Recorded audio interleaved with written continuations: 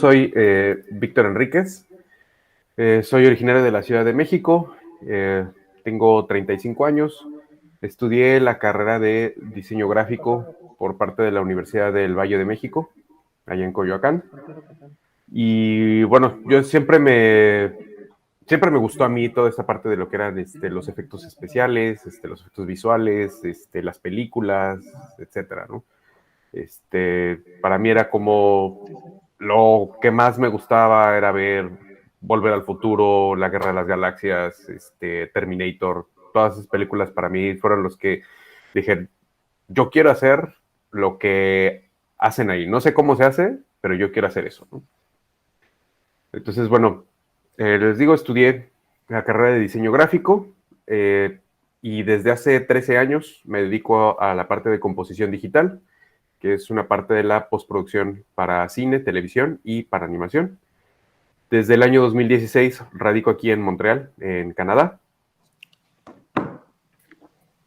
Y bueno, yo empecé a trabajar en efectos visuales primero porque tenía unos amigos durante la preparatoria y la universidad que nos dedicamos justamente a eso. Nada más éramos así de, queremos hacer películas, queremos hacer series, queremos hacer animación. Y no sabíamos cómo hacerlo, pero veíamos los detrás de cámaras de las películas y decíamos, bueno, pues mira, ya aprendí que podemos hacer unos monitos de alambre y con esos podemos hacer una película en stop motion y pues ya, ¿no? Con eso empezábamos a hacer. Y empezábamos a agarrar una cámara y hacíamos nuestras cosas. De todo eso, bueno, nuestros cortometrajes los presentábamos en diferentes, pues, lugares de festivales o lo que se dejara en concursos, etcétera. Y uno de esos fue el Cutout Fest en 2008 y ahí conocí al equipo de Olim VFX. Olim VFX es uno de los estudios en México que trabaja justamente para películas de Hollywood. Seguramente los han visto que trabajaron para películas de David Fincher. Son muy famosos porque siempre trabajan con David Fincher. Y pues de ahí fue como pude tener mi primer ya introducción en la parte profesional de los efectos. Después de trabajar con ellos como por un año, trabajé en películas como Piratas del Caribe, trabajé en Red Tails, que fue la última película de George Lucas, y trabajé también en Rock of Ages, una película musical.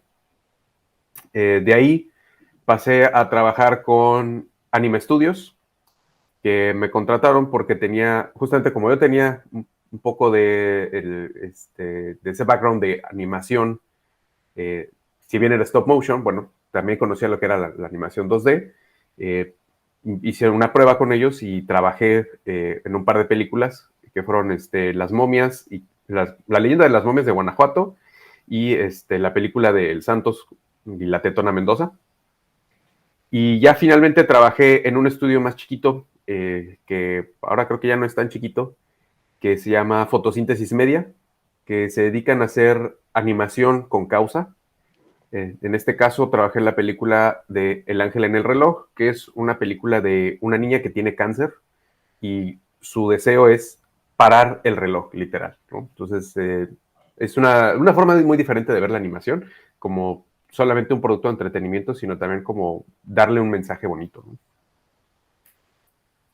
Bueno, yo aquí a Canadá llegué gracias a que en 2016 hubo un scouting de una empresa que se llama MPC, Moving Picture Company, que es una empresa enorme que existe de efectos visuales en todo el mundo. Tienen sus oficinas en Londres, pero tienen oficinas también aquí en Montreal, tienen oficinas en París, también tienen oficinas en Asia, en Nueva York, en Chicago, en Toronto, en fin, están por todos lados. En ese momento tenían una oficina en México y bueno, la usaron para empezar a buscar gente. Yo en ese momento me estaba dedicando a hacer freelance, trabajaba para hacer comerciales, trabajé en telenovelas, trabajé haciendo motion graphics para bancos, trabajé para el gobierno, trabajé en algunos anuncios de Pemex, en algunas otras cosas que hicimos para en ese momento creo que era para la Secretaría de Turismo de la Ciudad de México. de nuevo, como freelance agarraba todo lo que se podía y pues ahí agarré experiencias de cosas que la verdad en mi vida hubiera pensado trabajar, como por ejemplo una telenovela.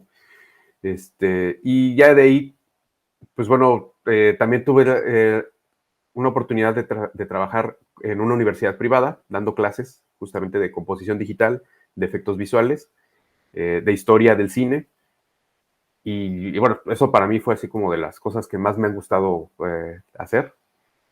Pero bueno, llega este scouting y yo llevo mi demo. De pronto, como una semana después, me dicen, sí, te tenemos una oferta. Y bueno, yo me vine aquí a Canadá. Originalmente yo venía por un contrato de 6 meses, pero me fueron renovando, hasta que en agosto del 2017 otra empresa me llama y me dice que me pueden ofrecer un contrato permanente. Y bueno, me quedé con ellos y ya de ahí yo dije, ¿sabes qué? Yo ya me quiero quedar aquí en Canadá, quiero que sea como, pues, ahora mi vida acá, ¿no? He trabajado y tenido esa fortuna de trabajar en varios estudios muy grandes. Como les decía, primero empecé con MPC, Moving Picture Company. Sí, a ellos seguramente los deben de conocer. Por ejemplo, trabajaron en Batman contra Superman, trabajaron ahorita en la película de Pinocho de Guillermo del Toro, trabajaron en Nope de Jordan Peele, trabajaron en Calabozos y Dragones, ahorita trabajan mucho para Disney. Por ejemplo, toda la película de Los Rescatadores, que salió ahorita para Disney Plus, la hicieron ellos. Dine, que son unos de los que han ganado el Oscar recientemente. Si saben de la película Duna, bueno, ellos son los que hacen la película Duna. También hicieron la película de First Man, trabajaron en películas de Marvel, han trabajado en películas de Spider-Man, en fin, y también trabajan para Netflix, Amazon, Apple, todo lo que es, por ejemplo, ahorita la serie de Fundaciones, ellos hacen una gran parte de eso. Framestore, que es una empresa que se dedica, muy famosa por sus criaturas digitales. Ellos son los que animan al Rocket Raccoon de Guardianes de la Galaxia y tienen una trayectoria muy amplia con proyectos de ese tipo. Rodeo, que es un estudio de aquí local, quebeco, que si les gusta Game of Thrones, si les gusta The Walking Dead, si les gusta Loki de Marvel también, ellos han tenido que ver. Y bueno, también tuve otra fortuna de trabajar en Squeeze, que es un estudio chiquito de aquí de Montreal, pero me tocó trabajar en un proyecto para Marvel directamente, que era la serie animada de What If. Esa fue una de las cosas que nunca me había esperado trabajar y me divertí muchísimo con ellos. Y bueno, en México trabajé con Olim VFX, como les digo, que en ese momento, por ahí de 2006, 2007, eran los únicos que hacían películas para Hollywood en México. Ahora ya se ha diversificado un poquito más. Anime Studios, que son creo que es el estudio más grande de animación ahorita en Latinoamérica. Y bueno, finalmente, ahorita yo trabajo en Outpost VFX, que es un estudio que empezó siendo un estudio chiquito. Éramos, cuando yo me uní, 40 personas. Ahorita somos 250 personas solamente aquí en Montreal. Tenemos otras 200 personas en India. Tenemos 180 personas en Reino Unido. Y bueno, desafortunadamente tuvieron que cerrar la oficina de Los Ángeles por algunas cuestiones de la industria, de cómo está ahorita, que ya les contaré un poquito más adelante. Bueno, yo he trabajado en proyectos como Wonder Woman, Ghost in the Shell, Fantastic Beasts, Shazam, Bloodshot. Trabajé en la película de eso. Trabajé en las series como His Dark Materials, La Materia Oscura para HBO. También trabajé en la película de Rápidos y Furiosos, la anterior a la nueva que van a sacar. Les digo que también trabajé en esta serie de What If para Marvel. Trabajé en Los Cazafantasmas, en la serie de Fundaciones. Y bueno, ahorita estoy trabajando en un proyecto de Netflix que es para otra serie de Netflix específicamente. Les voy a mostrar, a ver si puedo.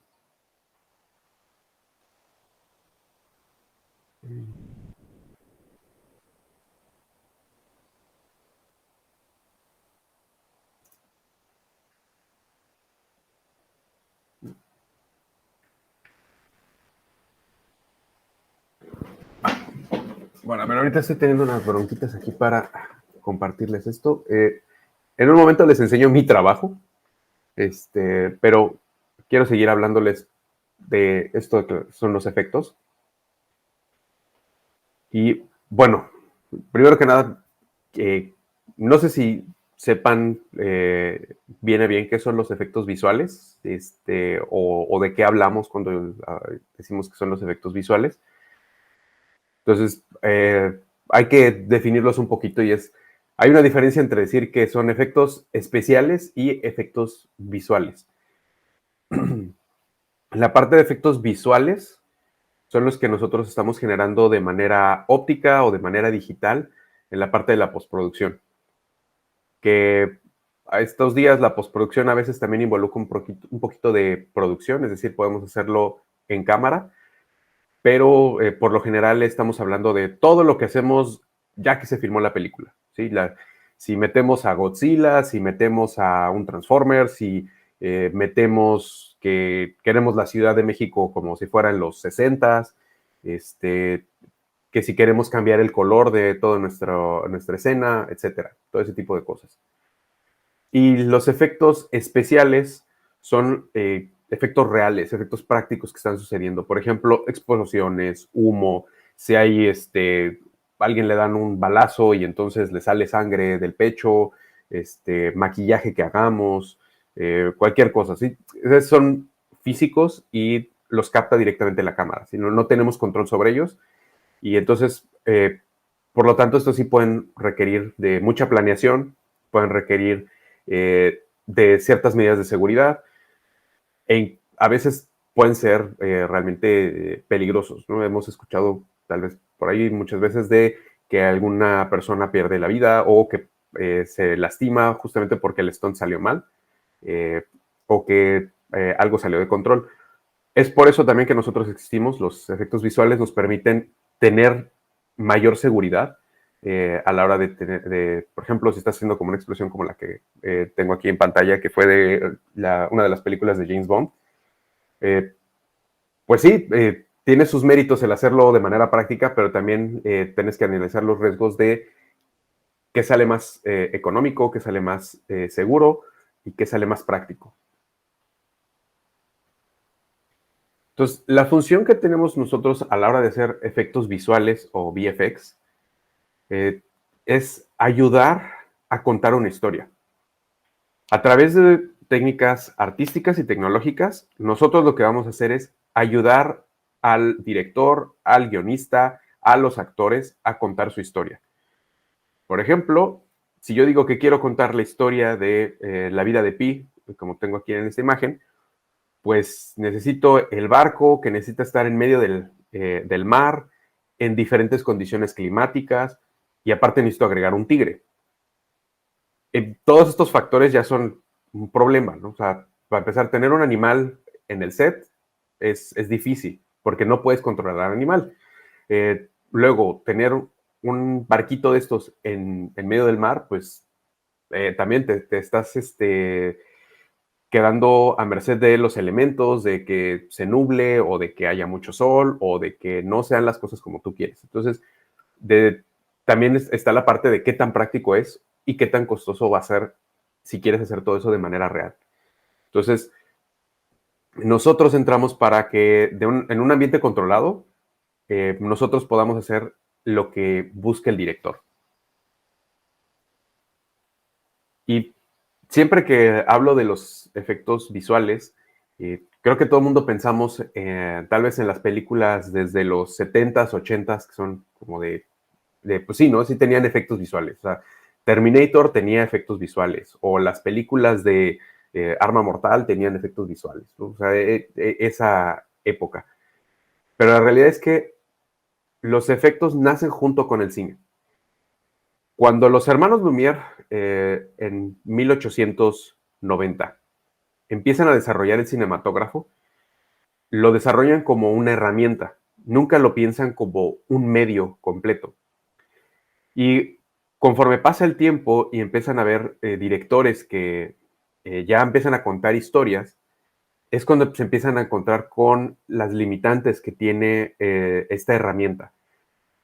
Y es donde tienen que buscar, primero, por ejemplo, ayudándose del teatro, de la arquitectura o de la pintura, para pues poder sobrellevar esas limitantes y también ayudándose de las ciencias como de la óptica, la química y la física, para que a través de su desarrollo puedan mejorar este aparato que es en su momento el cinematógrafo y también crecer las posibilidades que tienen dentro de la industria para poder crear los mundos que ellos desean. Entonces, al principio, la verdad era que, pues, el cine no existía. Eran realmente personas que tenían la capacidad o el dinero para poder rentar un cinematógrafo, porque era un instrumento que solamente tenía los Lumière, nadie más lo tenía. Ejercía las veces de cámara y de proyector, y tenías limitantes como, por ejemplo, que el cinematógrafo era muy sensible, entonces si había mucha luz, se velaba. Si había muy poca luz, no se exponía la película.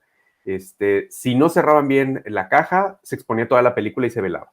Entonces tenían que buscar formas de cómo utilizar esta herramienta. Apenas estaban como descubriendo. Uno de los que más pues de los que más creativos tiene es Georges Méliès. Ahorita les voy a hablar un poquito más de él. Pero entonces, por ejemplo, al principio, esto era lo que podían hacer o lo que se les ocurría a la gente, ¿no? Esta es una película de 1898 y es uno de los primeros efectos visuales que tenemos en pantalla, que es Georges Méliès replicando su cabeza. Este señor era hijo de artistas, de actores. Me parece que su mamá era bailarina y su papá era actor. Y él se dedicaba a ser prestidigitador. O sea, era mago, pero también era científico, pero también era brujo. Él hacía de todo.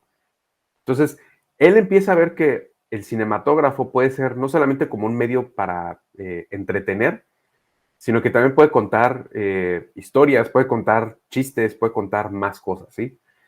Entonces, aquí podemos empezar a ver que a él se le ocurre y empieza a buscar formas para hacer estos gags, estas bromitas en pantalla. Ya cuando se desarrolla más el cine, ya que tenemos más tecnología, aún así teníamos el problema de que las emulsiones eran muy, muy malas y entonces todo lo tenías que hacer dentro de un set. Y, por ejemplo, si querías contar la historia de unos asaltantes que se robaban el tren, pues no podías filmar el tren bueno, ahí mismo. Lo que tenías que hacer era tomar una cámara diferente, con una emulsión diferente, filmar ese tren en locación y después utilizar ese material, proyectarlo con un proyector dentro de la película y con eso ya tenías ahí tu tren que lo ponías en el set, digamos, ¿no? Ese era uno de los primeros usos que empiezan a tener para contar una historia ya. Y con esto, pues estás hablando de que la gente empieza a creerse que, sí, estamos aquí, se están robando el dinero y todo. Por ejemplo, aquí podemos ver cómo se ve que está pasando la velocidad del fondo, todo. Eso empieza a ayudarnos narrativamente a contar esta historia, ¿no? Entonces, bueno, yo les hablaba de Méliès. Méliès fue la primera persona en empezar a pensar en, oye, no solamente podemos hacer esos chistecitos como el de quitarme la cabeza, También podríamos hacer historias como en el teatro. ¿Sí? El teatro agarramos obras escritas y las adaptamos. En este caso, lo que a él se le ocurre es, ¿y si hago una historia, ¿sí? Como digamos, una obra de teatro adaptada y la grabo con mi cámara y empieza a adaptar El viaje a la luna de Julio Verne? Pero a él no solamente se le ocurre utilizar lo que tenía como del teatro, que fue, por ejemplo, los escenarios, el maquillaje, los efectos de pirotecnia, etcétera. También empieza a utilizar recursos que aprendió con sus cortitos que habíamos visto. Por ejemplo, aquí podemos ver que es esta escena donde disparan la bala hacia la luna y sale todo el mundo regocijándose. Y aquí empezamos a ver que está una luna, ¿sí? Que es un dibujo, y después hace una transición a una luna que es la cara de la luna, y después vamos a ver cómo llega y aterriza el misil, ¿sí? De pronto aparece, y todo esto son diferentes planos que Méliès filmó y los puso uno sobre otro. Y empieza a tener la primera, digamos, la primera composición, no digital, pero la primera composición óptica de un efecto en una película. Y durante la película vemos más elementos así. Por ejemplo, ya que están dormidos, empiezan a pasar las estrellas, ¿sí? Los exploradores están en la luna y tienen que pasar la noche ahí. Y entonces llegan las estrellas y las estrellas los empiezan a ver y les empiezan a decir de cosas y no los dejan dormir. Y todo esto de nuevo son diferentes elementos que filmó y los sobrepone uno sobre otro, pero le empiezan a ayudar a contar su historia. Dentro de toda esta parte de cómo empieza a crecer pues el cine, cuando empezamos a ver que queremos contar historias cada vez más grandes. Y a veces las historias son tan grandes que se vuelven imprácticas.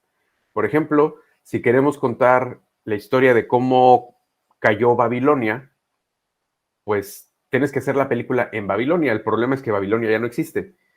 ¿Qué es lo que harías? Pues construir una réplica. Pero a veces construir toda una ciudad, pues va a ser impráctico. Va a ser no solo impráctico, también va a ser económicamente no es viable. Entonces es cuando empiezan a utilizar trucos de cámara. El primero de ellos, y uno de los que se utilizó por años y años, estoy hablando de casi hasta los 80s, algunas películas de los 90 todavía lo llegaron a utilizar, es la pintura de fondo, o lo que le llamamos con un shot de cristal. ¿Por qué se les llama así? Porque se ponía una cámara enfrente de, perdón, se ponía enfrente de la cámara un cristal con una pintura. La cámara se ponía en una cierta perspectiva y entonces ya con esto podíamos ver el efecto realizado. Por ejemplo, aquí tengo unos ejemplos de Star Wars. Y si pueden ver, es esa escena donde están corriendo al halcón milenario y todo lo que está alrededor no existe. Es una pinturita. ¿Sí? Y esta se ponía de nuevo en perspectiva para que, midiendo muy bien las cosas, nosotros supiéramos cuáles eran los elementos reales que íbamos a poder construir en el set y cuáles iban a ser los elementos pues que iban a quedar nada más pintados. Por ejemplo, aquí, ¿cómo puedes tener todo un ejército de soldados sin necesidad de contratar a todos los extras, verdad? Bueno, pues los pintabas nada más y truqueabas muy bien tu escena para que solamente se viera lo necesario. Hay otros ejemplos que les quiero enseñar, por ejemplo, eh, aquí empieza con uno muy conocido que es de El planeta de los simios.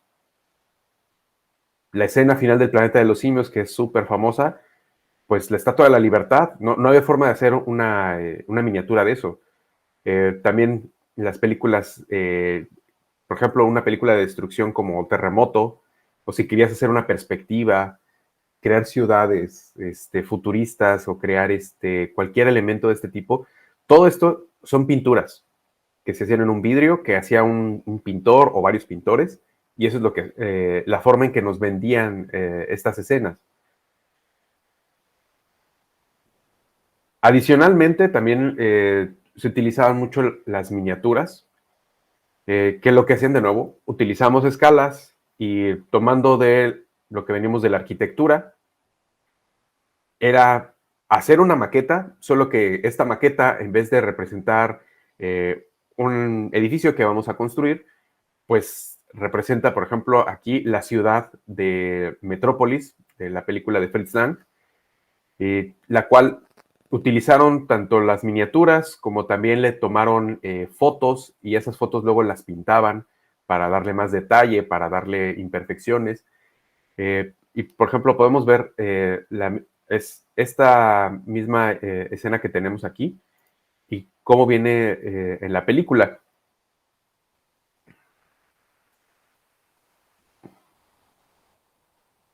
Por ejemplo, aquí vemos ciertos elementos que se están moviendo. Esos son elementos que estaban filmados en cámara. Todo lo demás era eh, pues la pintura, o en este caso eran las miniaturas. Todos estos carritos, todos los trenes que vemos, todo, son, todos iban en rieles o se iban moviendo con alambres. En fin, hacer esta película fue realmente un desarrollo tecnológico para poder hacer que la ciudad se viera viva, ¿sí? Y esto, bueno, eh, todo lo hacían, digamos, con materiales tradicionales, como por ejemplo pueden ser la madera o algunos acrílicos, cartón, etcétera. Hoy en día seguimos utilizando las miniaturas en menor manera, pero por ejemplo, esta escena es de la película, la última película de Blade Runner, y todo esto es una maqueta que hizo el equipo de Weta, los mismos que hicieron El Señor de los Anillos. Y, por ejemplo, ya que la vemos aquí, la escena, son los edificios reales, nada más adicionándole elementos digitales, ¿no? En este caso. Pero podemos ver la escala y el tamaño que tiene todo esto. Y ¿cómo decirlo? El hacer algo físico, como este caso, en este caso es este edificio de la policía, le da cierta realidad, ¿sí? Puedes ver la textura, puedes ver los detalles, puedes verlo de una manera muy diferente tal vez a lo que podemos hacer en el plano digital. Las miniaturas, de nuevo, se siguen utilizando, no todos las utilizan, hay, dependiendo de tu producción va a ser lo que tú quieras hacer, pero, por ejemplo, estas son escenas de Blade Runner, la original de Blade Runner. También esta es una escena de Star Wars, de las primeras, y pues como vemos, no son miniaturas, pero no son tan miniaturas, son realmente de tamaño bastante grande comparados con las personas en las que están ahí trabajando. Esto es de una de las precuelas de Star Wars, la de episodio 1, una escena donde salen los pod racers, los carros. Aquí tenemos, bueno, Guillermo del Toro con su última película de Pinocho. El, y de hecho, él en uno de los detrás de cámaras hablaba sobre las diferentes escalas que tuvieron que utilizar para Pinocho y para los diferentes personajes.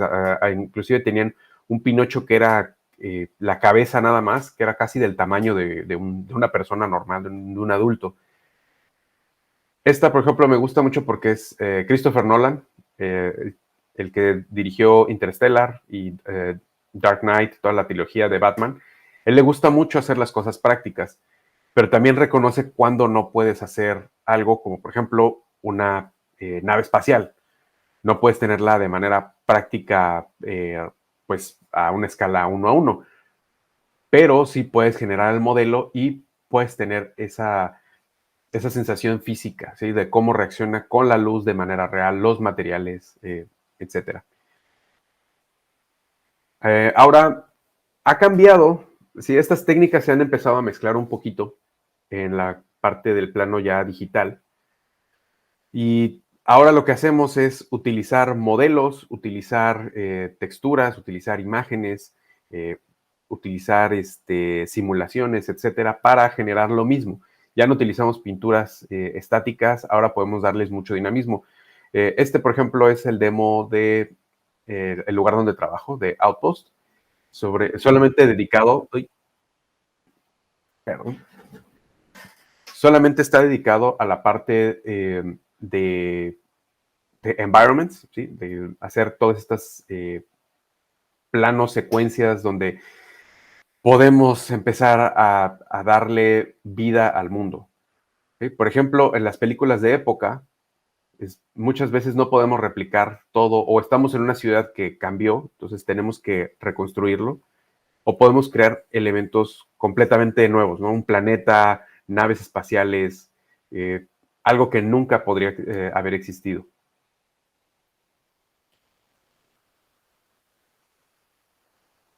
También, por ejemplo, en esta serie de Sí, teníamos que replicar la Tierra como si hubiera sido, hubiera pasado un apocalipsis. Entonces, había que hacer muchos edificios viejos, abandonados, en fin. Esta técnica nos permite ahí, pues, adicionar cosas, y que, por ejemplo, cambiar el sol, cambiar todo este fondo para que hagas lo que tú quieras. ¿Sí? Este fue el día que lo grabaron, está muy bonito, pero tal vez el director quiere más dramatismo. Puedes hacerlo con un cielo completamente diferente. Y la realidad es que la mayoría de la gente, cuando ve esto, nunca se va a dar cuenta de qué es digital, qué no es digital. Eh, es algo que ya está presente en todas las producciones, se los puedo asegurar. Y bueno, esto creo que es muy conocido, siempre que hablan uno de efectos, es las pantallas azules y las pantallas verdes. Siempre ha habido una forma de buscar generar formas de separar elementos. En un principio, por ejemplo, lo que hacía Josh Méliès era poner un vidrio enfrente de la cámara y taparlo con pintura negra para que no se expusiera esa parte del negativo. Y después podía hacer la parte inversa y reexponer, digamos, rebobinar su cámara y reexponer.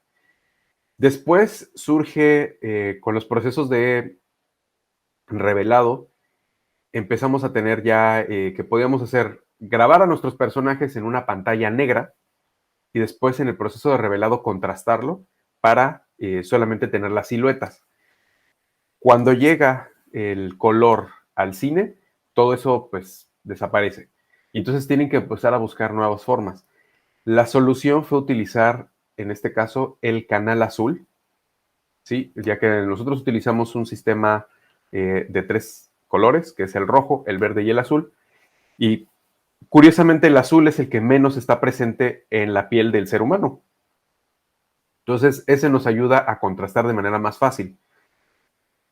Y con eso podemos recortar los elementos y después integrar otros adicionales. Por ejemplo, aquí tenemos algunos ejemplos que son, pues, algunos más extremos que otros. Pero si se fijan, lo que podemos hacer es reducir lo que tenemos que construir a veces, o que a veces no podemos por presupuestos. Por ejemplo, construir una ciudad entera o grabar en un castillo, etcétera, o en alguna locación en específico, pues puede ser a veces muy difícil y caro. Entonces, la forma es a través de una pantalla verde, de una pantalla azul, podemos poner las cosas y a los personajes en donde nosotros queramos, ¿de acuerdo?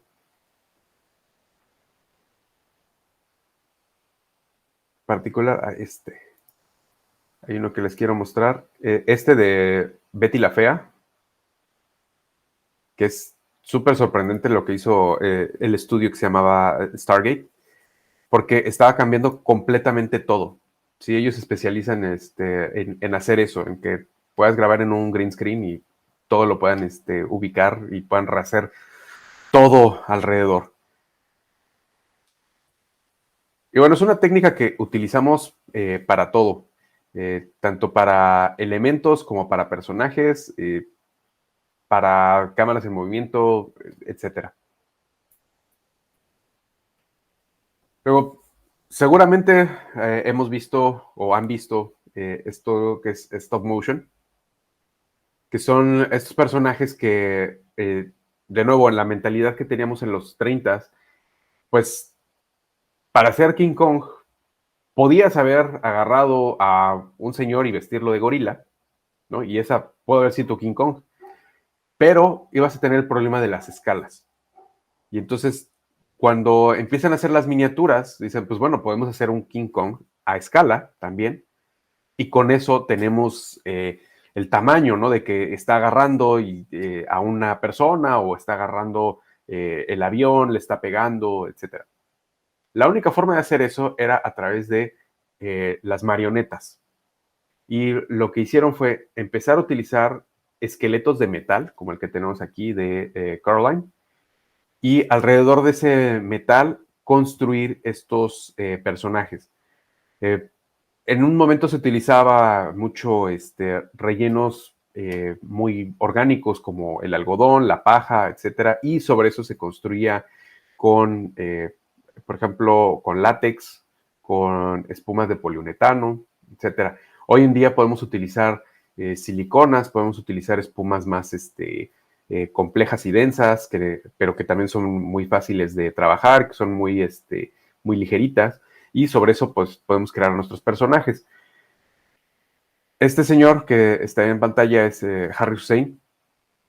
Harry Hussein fue uno de los primeros animadores de personaje, y lo que él logró fue vender la idea de que no solamente estos personajes existían, eran reales, se movían y estaban ahí. Entonces te creías realmente lo que pasaba en pantalla, ¿no? Sí, esta es una escena de Jason y los Argonautas, que es una de sus películas que pues, fue muy famosa por todos los elementos que utilizaron de stop motion. Por ejemplo, aquí tiene la hidra, que pues era animar todas las cabezas, la cola, etcétera, y aparte coreografiar con el actor para hacer todos estos elementos, porque evidentemente esa hidra es del tamaño de, pues, es chiquita, ¿no? No será mayor de unos 40, 50 centímetros. Entonces tenían que coordinar todo esto. Los esqueletos son muy famosos, cualquier animador o persona que haya trabajado en animación los conoce muy bien, porque justamente era te creías que los esqueletos estaban moviendo, tenían una animación muy fluida y de nuevo, con esto ya estás vendiéndole al espectador estas criaturas existen, sí está peleando Jason contra estos esqueletos, eh, y eso es lo que estamos buscando nosotros, ¿no? A final de cuentas, con los efectos, que te creas las cosas. Hoy en día, el stop motion ha cambiado. No solamente se veía como un medio para hacer caricaturas, también hemos empezado a ver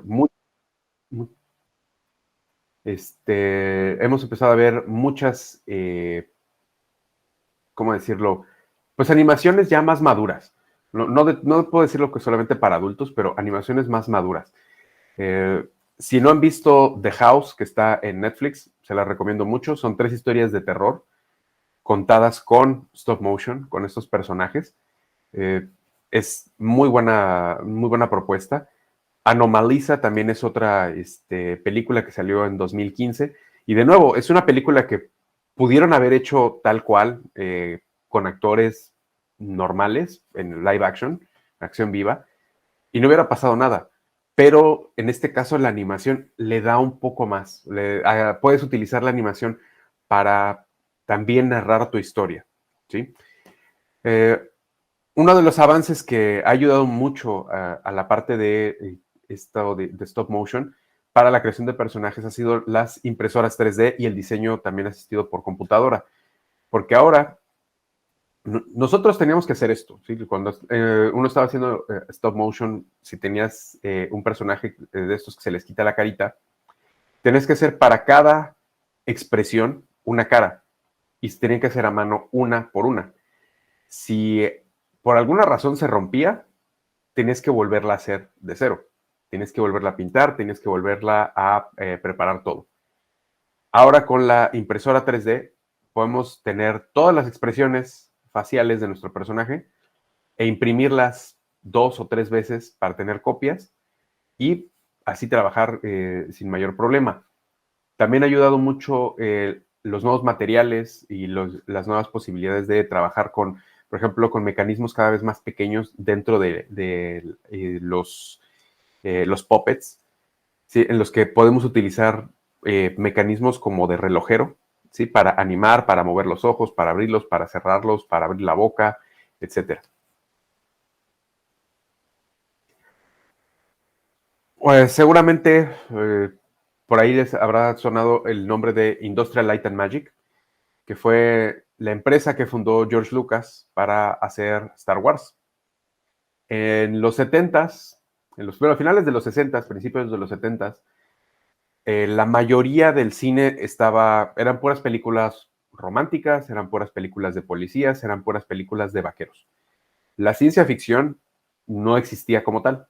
No había un campo o se consideraba como que era un lugar donde ibas nada más a perder dinero. George Lucas pues dice, yo quiero hacer Star Wars, yo quiero hacer mi propio Flash Gordon, y para eso necesito naves espaciales y necesito todo este tipo de cosas. Fue a los estudios de ese momento, les compra las máquinas que utilizaban para hacer los efectos, las mete en un almacén y empieza a contratar a varios pues, chavos que acababan de salir de la universidad. Pero no solamente eran artistas, no solamente eran diseñadores, no solamente eran arquitectos, también había varios que eran ingenieros que venían del MIT y que les interesaba esta parte del cine y los efectos. Con ellos es que funda Industrial Light and Magic y empiezan a desarrollar técnicas para crear este mundo que era la Guerra de las Galaxias. Varios de ellos no tenían ni idea de qué era el cine, ni cómo se usaba una cámara, nada, pero de nuevo, el reto de vamos a hacerlo fue lo que los llevó. Aquí hay dos de los inventos más importantes que lograron. El primero es la cámara robótica, que es esta camarita que vemos aquí y que también vemos por acá suspendida, que lo que permitiera hacer el mismo movimiento todas las veces que tú quisieras.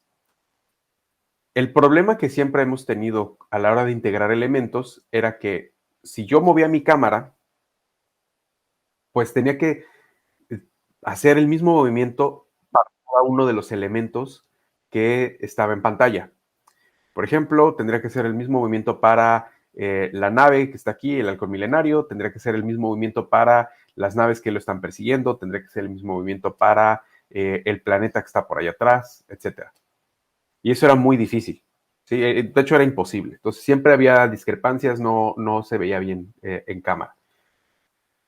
Al utilizar una cámara asistida por computadora, yo nada más le puedo meter las coordenadas y siempre va a replicar el mismo movimiento exacto. Entonces podía permitirte filmar 2, 3, 4, 5 pases diferentes para cada uno de los elementos y así después componerlos juntos y poder ajustarlos como tú quisieras. En ese momento para componer, que no es otra cosa más que encimar los negativos uno sobre otro, se usaba una máquina como esta, pero se tenía que hacer a mano. Entonces el proceso era muy tardado, muy cansado y aparte, bueno, de nuevo, somos humanos, tenía muchos errores, ¿sí? Entonces a veces los negativos no te quedaban bien, quedaban un poco desfasados, etc.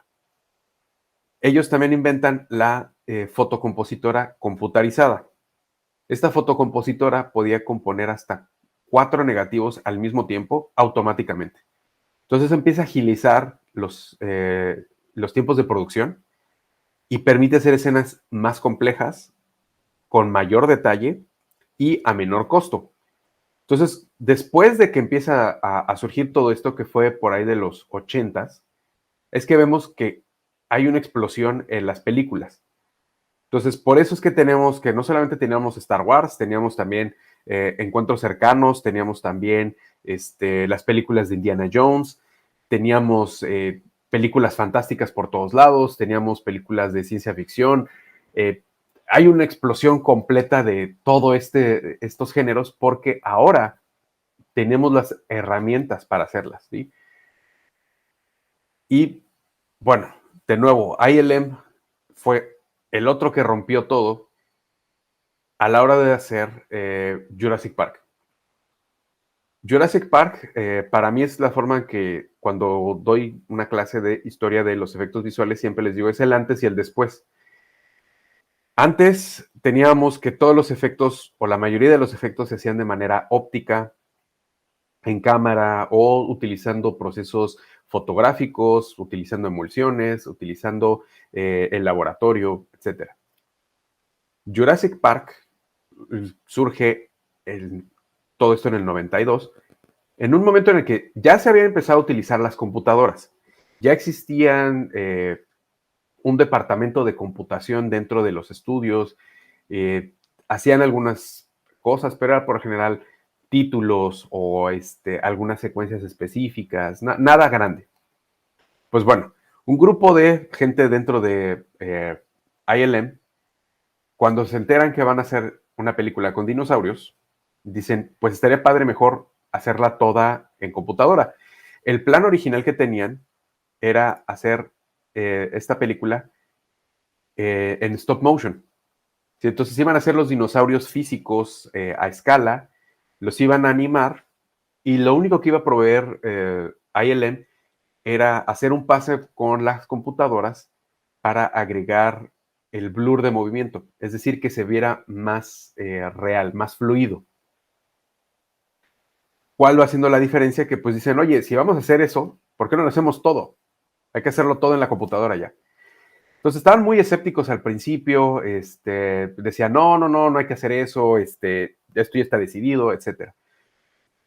Pues un grupo de 3 artistas decide hacer una prueba, se le enseñan al supervisor de efectos y dice, ok, pero podemos hacer eso el shot más complejo, ¿sí? Hazme un dinosaurio que esté pegado a la cámara. Hacen la prueba, se le enseñan a los ejecutivos y de pronto dicen, pues todos se quedaron callados porque fue un antes y un después, ¿no? O sea, era evidente que había un dinosaurio en la pantalla, y todo el mundo se lo estaba creyendo, y ahora era la parte pues, saber que eso iba a cambiar la industria. Entonces, la película pasó de ser, solamente algunas escenas iban a ser con la computadora, y terminaron siendo casi 450 escenas que hicieron con la computadora. Esto obviamente se ayudó mucho de los efectos prácticos, ¿sí? Por ejemplo, estos dinosaurios que tenemos aquí a la derecha, esos son elementos prácticos, pero vean todo lo que hicieron. O sea, empezaron a hacer, idearon estas personas en los 90s la misma forma de trabajo que aún seguimos teniendo ahorita. Entonces, así de visionario fue ese momento para la industria de los efectos. Después de esto, eh, sale la película, la estrenan, todo mundo se queda pues sorprendido, eh, es un éxito total en taquilla y en la parte de producción empiezan a decir, bueno, si podemos hacer dinosaurios, eso quiere decir que también podemos hacer esa película de marcianos que yo siempre quise. Ah, ¿sabes qué? Yo tengo también una película donde necesito hacer, no sé, demonios, ¿no? Entonces, ok, empieza ahora a hacer esta idea de ya no hay un límite, ¿sí? La creatividad es el límite, todo lo podemos hacer gracias a la computadora.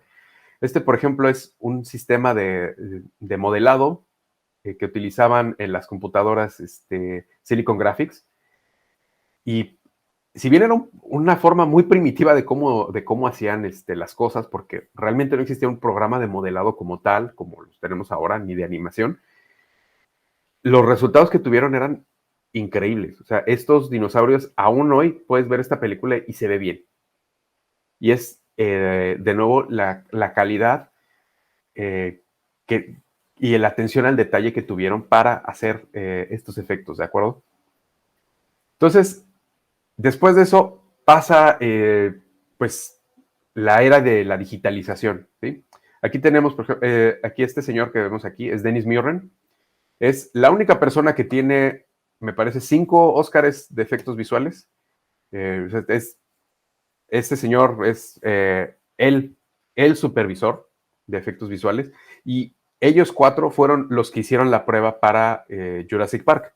Fueron los 4 que se les ocurrió. Ellos sabían que ya era tiempo de que la industria cambiara, pero los demás estaban, pues aún no se la creían, ¿no?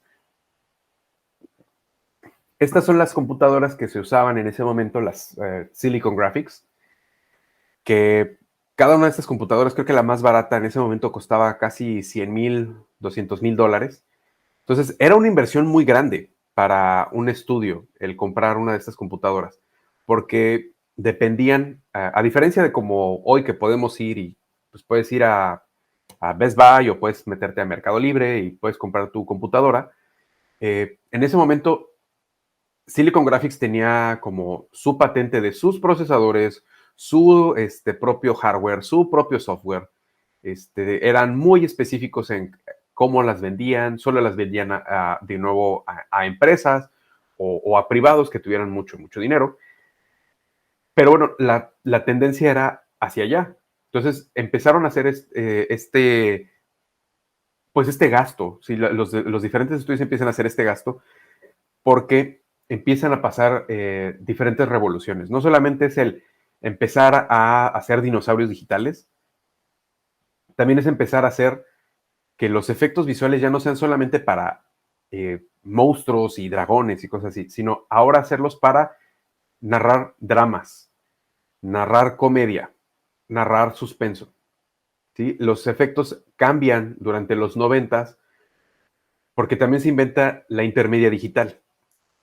¿Qué es una intermedia digital? Es tomo lo que yo filmé, ¿sí? De mi negativo de 35 milímetros, lo paso por una computadora que le toma fotitos a cada uno de esos fotogramas, los digitaliza y los mete en un sistema de cómputo y dentro de ese sistema de cómputo yo puedo cambiar todos los colores de la manera que yo quiera.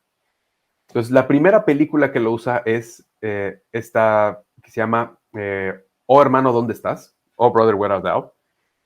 Y lo que decía Roger Dickens, que es el director de fotografía de esa película, es que yo quería un look muy específico. Dice, la idea que tenían los hermanos Cohen era que cuando empezaba la película veías una película en blanco y negro y se empezaba a colorear. Pero siempre querían que la gente, por ejemplo, si estábamos en el desierto, que el espectador cuando estuviera viendo la película le diera calor nada más con ver el desierto.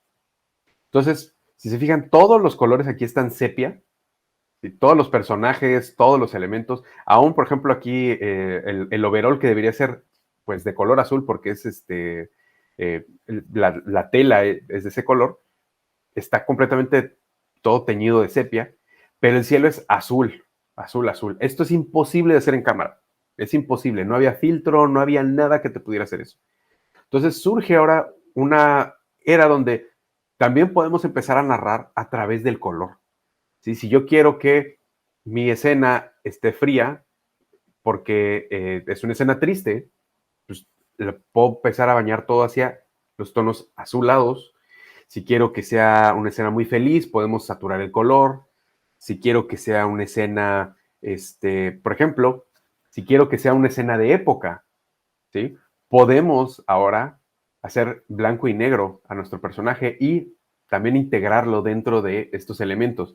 Si han visto la película de Forrest Gump, pues seguramente ven que hay muchas escenas donde sale los personajes interactuando, por ejemplo, con John Lennon, con Jimmy Carter, con el presidente Kennedy, salen en eventos que fueron históricos, pero de pronto es el personaje de Forrest Gump.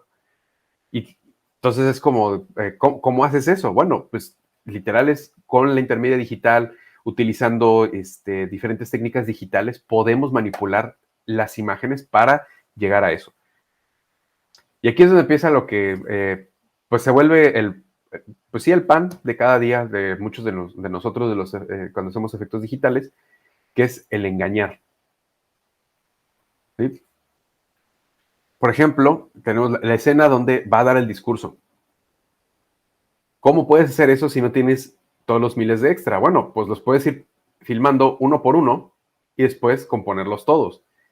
La famosa plumita, ¿no? ¿Cómo puedes controlar una pluma? ¿O cómo puedes hacer que una persona pierda las piernas? ¿Sí? El actor.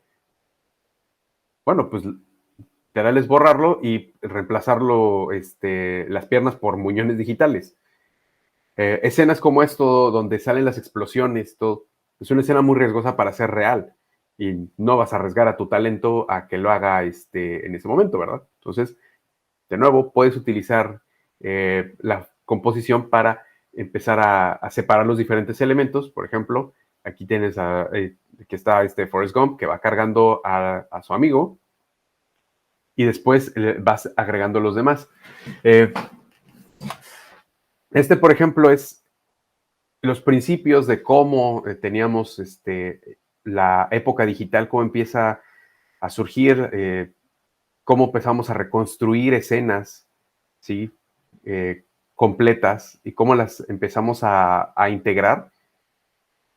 Y de nuevo, nadie se da cuenta cuando está viendo la película que esto tenía efectos visuales.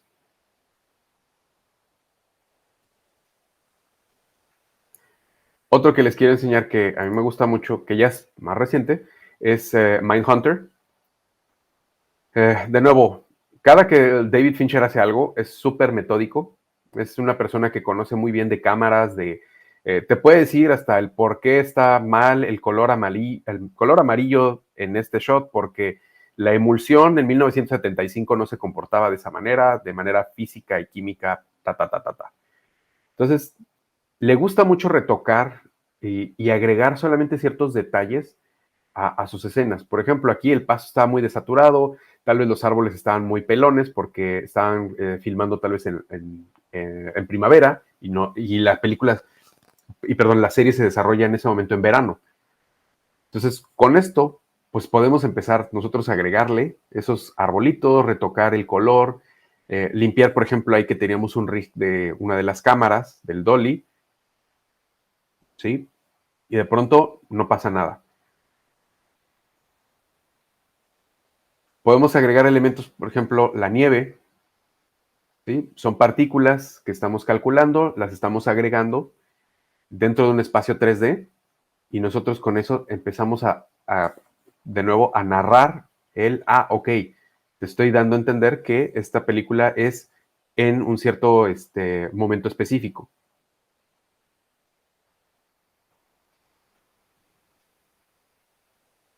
O podemos crear locaciones enteras, ¿sí? No sé si han visto que, por ejemplo, cuando hacen una película que sea en París, curiosamente desde todos los ángulos siempre se ve la Torre Eiffel. Entonces es el mismo efecto que tenemos aquí, ¿no? Uno de las partes que más me gusta de este reel, si les quería enseñar, es este. Por ejemplo, aquí, de nuevo, el compromiso con los detalles históricos. En los 70s no había rampas para minusválidos, porque todavía no era una ley, no era un requisito. Entonces, hay que borrarlas, ¿sí? Para que todo esto tenga sentido y coherencia con nuestra historia. ¿Sí? De nuevo, hay que borrarlas, no existen esas rampas.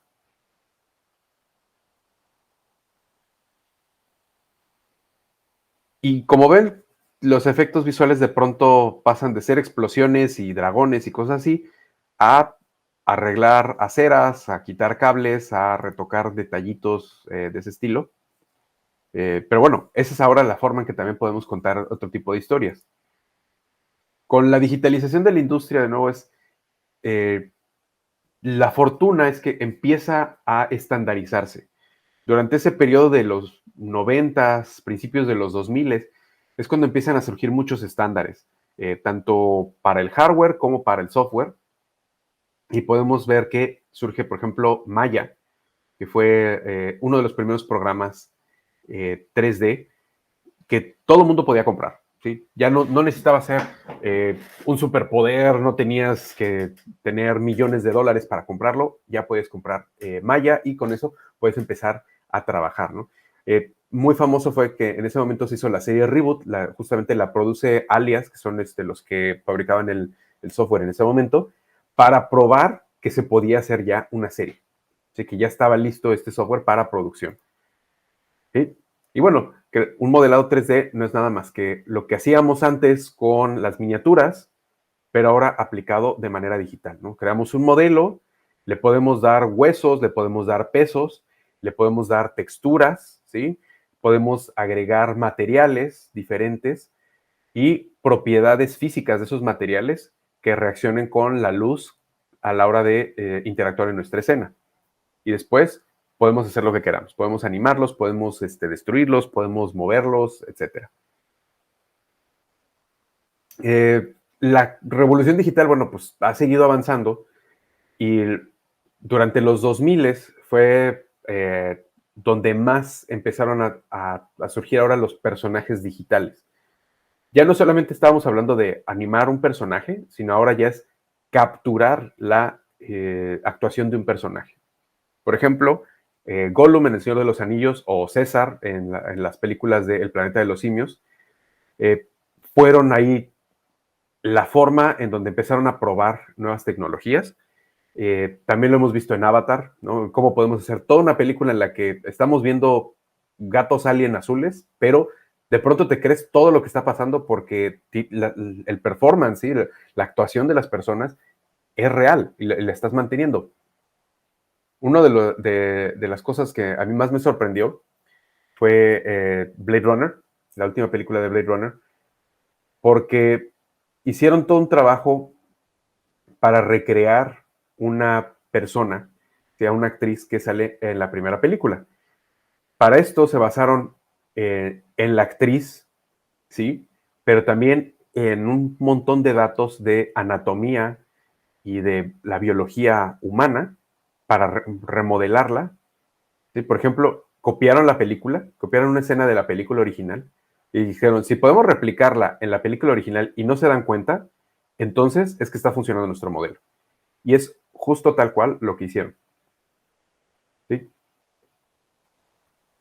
Esto es ya otro nivel en el que podemos replicar humanos digitales uno a uno con la computadora en este momento. Y también, bueno, de lo que ha surgido mucho es el retoque de maquillaje. Por ejemplo, envejecer o rejuvenecer actores. Si vieron cualquier película de Marvel de los últimos años, de pronto se volvieron locos y empezaron a rejuvenecer a todos sus actores para escenas que tenían.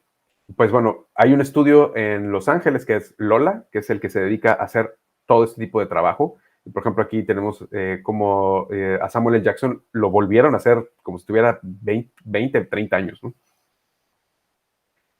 Y bueno, ahorita ya lo que queda es, afortunadamente ha pasado que ya no necesitamos tener un presupuesto súper enorme, ¿sí? No necesitamos ser Avatar que gastaron 400 millones de dólares para hacer un producto de calidad.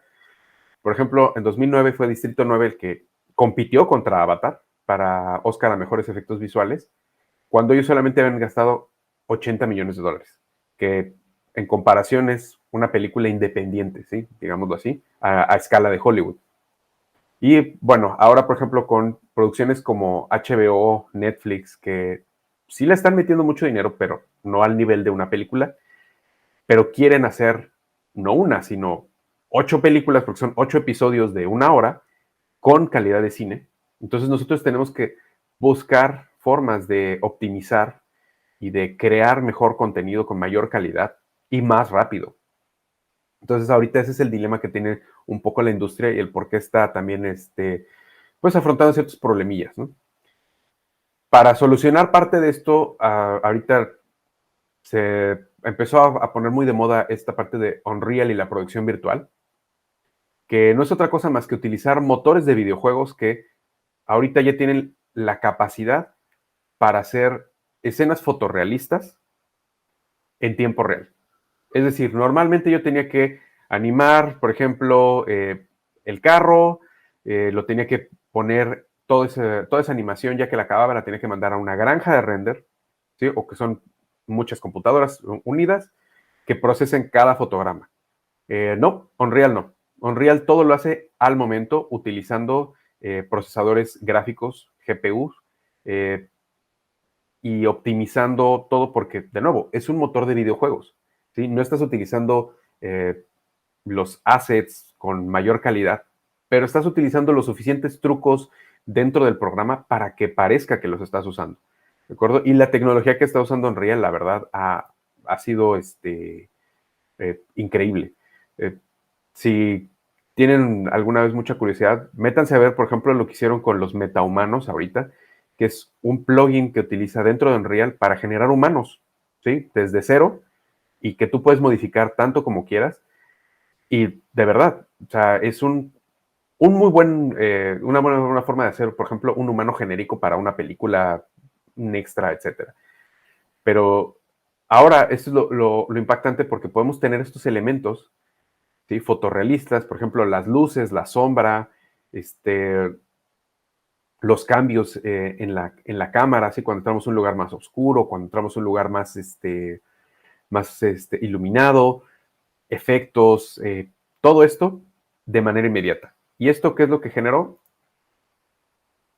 Que ahora utilicemos pantallotas de LEDs, que de nuevo la tecnología de LEDs ha llegado a ese punto en el que las pantallas pueden ser tan lumínicas que podemos tener esos niveles de luz y de sombra y los niveles de contraste suficientes para poder filmar todo esto dentro de nuestra imagen, ¿no?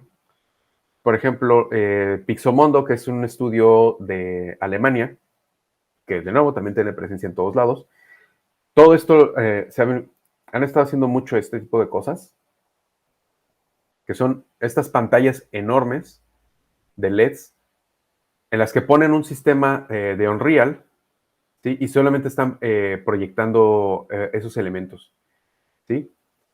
Y todo eso, pues, te ahorra costos de producción, porque ahora en vez de hacer todo eso que haríamos nosotros en la parte de postproducción, ya lo estás haciendo en la cámara, ya no tienes que calcular todo eso, ya queda y quedan las luces, no hay bordes, no hay nada que retocar, ¿de acuerdo? Ahora, para mí, lo que viene ahora y lo que ya estamos usando es la inteligencia artificial, como está pasando en todas las industrias en este momento. Sé que igual la mayoría de aquí son más adeptos a la tecnología y todo, pero bueno, yo siempre recalco cuando hablo de esta parte de las inteligencias artificiales es que pues no existen las inteligencias autónomas, no nos están quitando el trabajo de la noche a la mañana, no es como que mañana Google va a hacer un software que va a hacer, hazme una nueva película de Star Wars, enter y va a hacer toda la película, todavía no. Esperemos que nunca pase eso, pero bueno, para mí la forma en que más el avance tecnológico más grande es el utilizar estas inteligencias artificiales. ¿Por qué?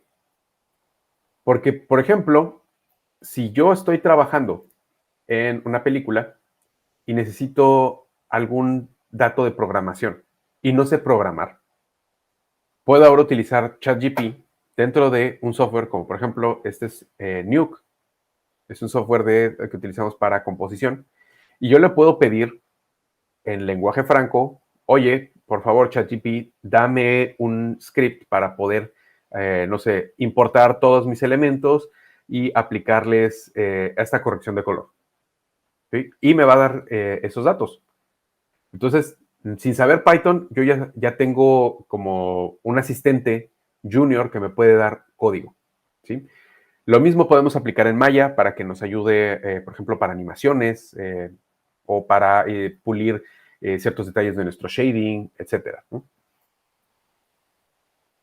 Otra forma que también lo estamos usando es para la parte de retoques digitales, que es yo le llamo mucho la que es la talacha, porque es la parte a veces muy tediosa. Pero, por ejemplo, ya podemos tener que la computadora nos ayude a procesar imágenes, ¿sí? Y nos ayude a rejuvenecer a una actriz, ¿sí? Sin mayor necesidad de que nosotros estemos haciéndolo cuadro a cuadro. Sí, todavía necesita que un artista esté verificando, esté checando que todo esté en orden, que esté funcionando bien, o puede ser tal vez nada más un primer paso y después un artista sea el que todavía retoque más o acabe el retoque, pero nos está ahorrando tiempo y también nos está ahorrando dinero porque así podemos trabajar en cosas más importantes. Otro sería, por ejemplo, el uso de las inteligencias artificiales para que hagan las máscaras. No siempre tenemos un green screen, no siempre tenemos un blue screen y a veces necesitamos recortar elementos. Entonces, con esto puedo entrenar a un sistema, un dataset en el que yo le enseño qué es lo que quiero y después de que lo aprende, puede recortarme a mi personaje. Y ese dataset lo puedo pasar a otro artista que también le puede dar otros datos y le puede mejorar y podemos utilizarlo para, por ejemplo, recortar al personaje en toda una secuencia. Tenemos también la mejoración de imagen, que esto ha sido una de las cosas que creo que más ha beneficiado a la industria. El poder tomar una imagen que teníamos en alta definición, en HD, y escalarla a 4K o a 8K. ¿Sí? Eso está siendo pues, una mejora increíble. ¿Por qué? Porque podemos aplicarlo no solamente para una imagen, podemos aplicarlo a un render tridimensional. Por ejemplo, aquí tenemos nuestro render de este personaje, ¿sí? Esta es la imagen original, ¿sí? Con los 10 samples. ¿Sí? Entonces vemos que tiene mucho ruido. Y para llegar a esta imagen que se vea tan pristina, tan bonita, tenemos que utilizar 1500 samples. Pero eso tarda 66 horas por fotograma. Utilizando una inteligencia artificial, puede calcular todo el espacio que está aquí, esos puntos, ese ruido, y reducirlo solamente a 45 minutos por fotograma. Eso para mí es de las cosas más sobresalientes de estos últimos años y que de verdad ha sido un impacto grandísimo en cuanto a los tiempos de render. Ahora, para mí, ¿cuál es el problema? O algunos de los problemas que tenemos con esto de las inteligencias y que creo que todavía no lo hemos solucionado. Primero está el costo. Ahorita tener una inteligencia artificial o un departamento que se dedique a eso es costosísimo porque necesitas ingenieros, necesitas el pipeline, necesitas el hardware, necesitas el software y a veces necesitas no solamente adaptarlo, sino hacerlo de cero. Entonces, todavía se vuelve un poco difícil de establecer cuándo es que el costo-beneficio realmente está pues conveniendo a un estudio, especialmente si es un estudio pequeño, ¿sí? Si eres un estudio que tiene miles de millones de dólares y tiene locaciones por todo el mundo, pues claro, podrás darte el lujo de tener tu departamento de deep learning o de inteligencia artificial. Pero ahí es donde, bueno, ¿quién va a poder competir y quién no? El costo ambiental, bueno, eso ni se diga, ¿no? Nosotros utilizamos las computadoras todo el tiempo estamos rendereando, todo el tiempo estamos utilizando servidores. Entonces, bueno, ahora le estamos agregando esto, ocupan cantidad de energía, cantidad de agua y sobre todo de componentes, que si alguno de ustedes ha querido comprar una computadora en los últimos 2 o 3 años, sabrá que se ha vuelto cada vez más difícil y más caro. Entonces, esto solamente va a hacer que se vuelva más caro. Y pues, también están las partes humanas.